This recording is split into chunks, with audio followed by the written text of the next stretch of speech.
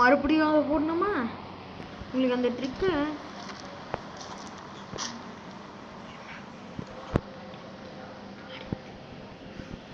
Okay ஏதோ இப்படி போயிட்டீங்களா?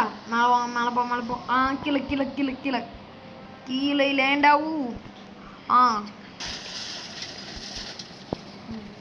வியூவர்ஸ் அது இல்லாமல் நீங்கள் ஏதாச்சும் டாஸ்க் கொடுக்க கொடுங்க.